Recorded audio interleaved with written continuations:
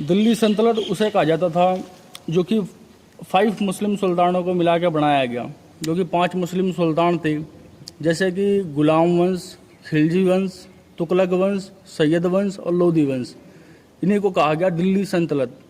जिसके बाद जो है कि इनका जो टाइम पीरियड स्टार्ट हुआ था वो हुआ था 1206 से। 1206 में सबसे पहला जो है कि मुस्लिम आया जिसका नाम था कुतुबुद्दीन ऐबक। जो कुतुबुद्दीन ऐबक है उसने कभी भी अपने आप को सुल्तान की उपाधि नहीं दिया, लेकिन गद्दी पे बैठते हुए भी उसने गद्दी पे बैठा था पर कभी भी अपने आप को सुल्तान नहीं कहलवाया। शासन भी उसने किया पर सुल्तान नहीं बना।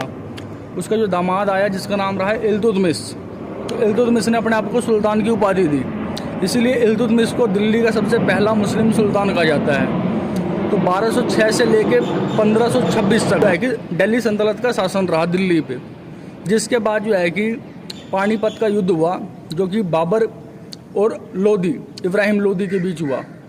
और पानीपत के युद्ध में जो है कि लोधी की हार हो गई, क्योंकि इनके पास हाथी घोड़े तो अनेकों थे, लेकिन इनके पास तोपें नहीं थी और बम ही नहीं था। उस टाइम में हिंदुस्तान को पता ही नहीं था किसी को कि भाई बम और तोप और बारूद होता क्या है। लेकिन जो मुग़ल शासक सबसे पहले जो बाबर आए तो उनके पास तोपें थी। और तोपें क्यों थी? क्योंकि उनकी जो माँ थी वो थी चंगेज़ खां, जो मंगोल के माँ की तरफ से ही मंगोल के बच्चे थे। उनके पापा थे तैमूर। इसीलिए जो है कि इन्होंने कई सारे इंडिया के जो तैमूर थे और जो मंगोल थे उन्होंने इंडिया के कई सारे एरिया पहले से जीत रखे थे। तो इनके पास जो है कि तोप थे और बम थे। तो इन्होंने क्या किया, अपने बच्चों को दिया। जो मुग़ल इनके जो बच्चे थे बाबर, अकबर, शाहजहाँ, हुमायूं वगैरह, इनको इन्होंने तोप दिया। बोला बेटा ऐसा करो, ये लेके जाओ और जीत लो।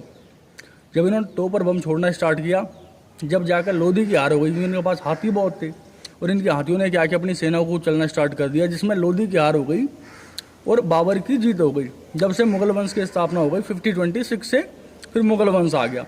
तो दिल्ली सल्तनत जो चला वो कम से कम तो 200 साल से भी ज़्यादा इनका शासन चला, सिर्फ दिल्ली सल्तनत का। और दिल्ली सल्तनत से पहले हिंदुस्तान जो दिल्ली है, दिल्ली की गद्दी पे बैठे थे अनंगपाल तोमर, जिन्होंने दिल्ली की स्थापना करवाई 1100 AD में। अनंगपाल तोमर सबसे पहले हिंदू शासक दिल्ली के। जिसके बाद आए पृथ्वीराज चौहान, बीच में आए थे तेजपाल द्वितीय। ये 3 शासक रहे जो दिल्ली की गद्दी पे बैठे। आखिरी हिंदू शासक थे दिल्ली के जिनका नाम था पृथ्वीराज चौहान, जिनका गौरी से युद्ध हुआ और युद्ध के दौरान 16 बार गौरी को हराया गया। आखिर में जब जयचंद ने गद्दारी कर दी तब पृथ्वीराज चौहान की हार हो गई और गौरी की जीत हो गई। गौरी की जीत होने के बाद ही जो है कि मुस्लिम वंश की और दिल्ली सल्तनत की स्थापना हुई, जो कि 1206 में।